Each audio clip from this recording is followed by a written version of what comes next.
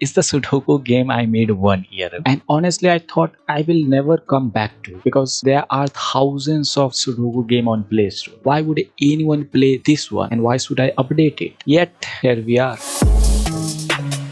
I'm gonna add 5 much needed updates to this game, and the third one was actually really hard. I had to rewrite a lot of things. Before that, let's go to the first feature. The note feature. It existed and technically it worked too. You tap a cell and you enter notes. The logic was there, but one time I seriously tried using it and it made me more confused. If you had all 9 numbers, then yeah, it works. But that too is cramped and there is no margin or anything, and it just looks like a mess and makes you more confused. You see, the problem is now that in our old code, everything was done by script and array, which is a wrong approach because we have nodes. There is margin that we need to have. We need to fix position everything, and for those things nodes are better. I think that's the whole point of having nodes, so the visual things doesn't go inside the script, and that is what I did. I just created this cell template with margin and container, and I placed all of those 9 numbers here. You know what, let me show you the game. These cells are now generated using this template. Before that, it was generated using the script, and then nodes were also placed using the script, which makes things really complicated. But now we have a cell template, and whenever we need to generate a cell, we just refer to this cell template. If I turn on the node mode, now if I click a cell and if I place 8, now it didn't come here because we entered 8. It was already there. It's just that when we entered the 8, the node 8 knew it's his time to come out of shadows. And I'm not gonna go inside the code, even though I really wanna show you guys how messy it was. The feedback in this game was really basic. You enter a number and it changes the color. Honestly, it is what I wanted because I don't want flashy animation, no coin sound effect or those dopamine hits. Why, you ask? Well, I play this game before bed. It's the thing that puts me into sleep. And I know it's weird to say that your game is so boring that it puts you in sleep, but that is exactly why I came back to update it. Not to fix it, but to enhance. The problem with just changing color is you don't really notice it. So now in our new game, when we solve something, let's say for example this cell, and press 8, you see that animation, how smooth it was, and it is not limited to cell only. If you complete a column, if you complete a row, they will get animated, or if you complete a subgrid, it will get animated. Now if you know how I did these animations, you guys can go watch those shorts. They are really in-depth and extremely useful. Anyways, let's get to the feature number 3. There are multiple ways to solve Sudoku. One of those ways is solving one number at a time. So let's say for example number 5, you put all the 9 instances of 5, and I often use this in the starting. But the problem with this method is not that when you are making progress, you don't really know you are making progress, like how many instances you have entered. And also the biggest problem is not that if you enter all the 9 instances of 5, there is nothing that tells you that you have entered all the instances, and you are looking for the next place you can put 5, but there isn't any. So we need to fix this. In our number pad, we have badges that indicates how many numbers we need to enter. There are 2 instances of 1, there are 2 instances of 2, there are 3 instances of 3. This feature was such a complicated feature that all the other features in this video is just byproduct of this single feature. For example, look at the position of badges. It is similar to how we are handling the node. The feedback feature is also similar to how the badges get animated. Keep looking at this badge, okay?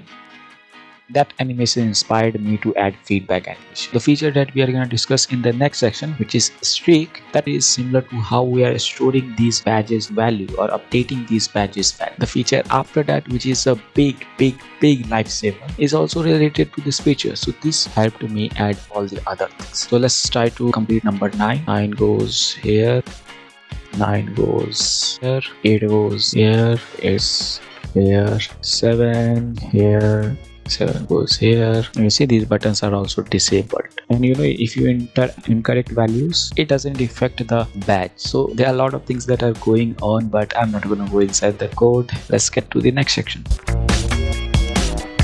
The reason why we are adding this is not because the main skin is really boring. It's really dull, and I want to do something with it. And I thought, why not let's make these buttons reactive. If you have a good streak on any of these modes, the button will be animated. The button will be in fire. So I added the streak, and you can see we have a streak. Isn't it exciting? Yeah, I will add the animation part later. Currently, we have a text that keeps track of your streak, and this streak is not like a daily streak. No, I just wanted to push players to finish a game. It's the easiest thing I have ever done. It is so easy that I can actually show you just now how I did it. You can just add a label. Let's name this label expert streak, and we're gonna go inside the code of this main menu, and we're gonna import this. Hold control while doing it, and we have the access of this label inside this script, so we can change it anytime. Now if we go inside a function that changes it, and I'm gonna uncomment this out. Now what this function does is it just changes the text to our new text. I will tell you where we are getting this text from, but just understand this function update streak UI just changes the text, and it is inside our ready function. Now if we go inside this get streak, you can see this is a different global script, and what it does is it manages all sort of save feature. We are not going to look at everything, we are just going to look at the streak. Here we have a function that loads everything, we have a function that saves everything, we have a function that increases the streak value, and we have a function that resets the streak value. Now what load does is we have a JSON file in our project, and you can see we have a streak.json. If you open this one also, you can see we have keys and values. So key is the difficulty level 1, we have the streak of 4, level 2 we have the streak of 2323, and level 3 we have the streak of 4. Now if we go back in our code, we have a function that just opens it and just reads it. Then we have a function that saves it. So every time when we increase a value, we need to save that. So there is a function that saves the changes. It doesn't do anything else. Okay, it does not know what those value means, it just saves it. Get streak function is the function that makes sense of it with the combination of our if else. Let's go back here. Now here we have an increase streak function that just increases the key here. You can see +1, and there is a reset that just zeroes it out. So if we come here and if we play our game, you can see there is 1 because we just added it. And every change that we do, if we go inside our save and we make it 6, save, come back here and let's reload the game, you see it is 6. So it is just reading and writing the text as most of the things in this game. So let's see the working of save. Now before I show you that, I will try not to get into codes because I have noticed that just kills the retention. So we are only gonna try to focus on the flow. So let's just first of all open the project file.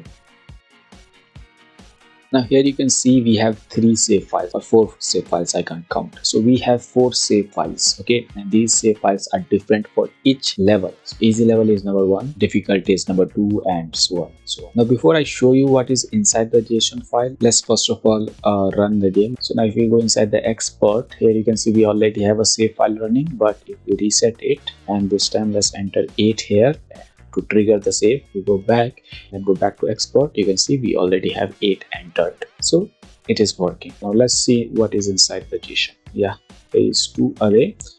The main one is this one, player grid, and then the second one is this solved grid. And we are also saving the timestamp. I don't know why saving file with timestamp makes sense. And we also have some helper things. So we have difficulty, which difficulty we are playing at. We also have how many lives we have and how many notes we have entered. If I go back, this note will trigger an animation.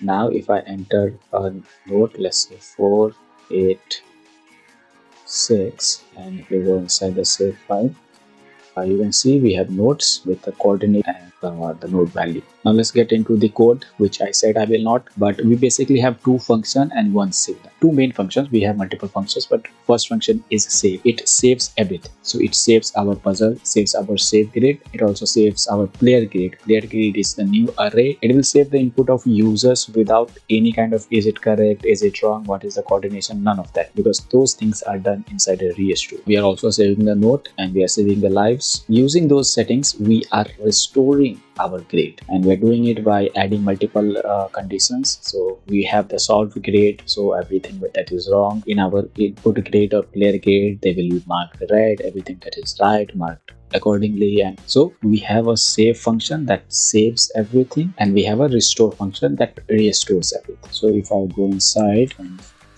create it, and let's see the first instance of it. Okay, so this is the first instance. It is pressed grade button. So every time when you press a grade and you enter a number, it emits the signal at the end. It was easy for me to implement because in the last devlog I actually did something similar to this, and I would suggest you guys to go watch that video if you want to see the coding part.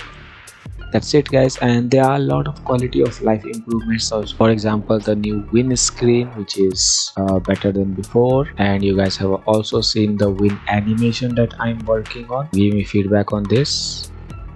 I know this looks really unnecessary, but young people like these things, so why not? We also have this first launch screen. If you launch this game for the first time, it will show you that it's in beta. And I also added a setting page. The algorithm has been improved, puzzle generation is faster, and other improvements too. So I highly suggest you guys to go on the Play Store and download this game. There is no ad, it is free, and there is a big feedback button. And also like this video, subscribe to the channel, and check out the GitHub repo.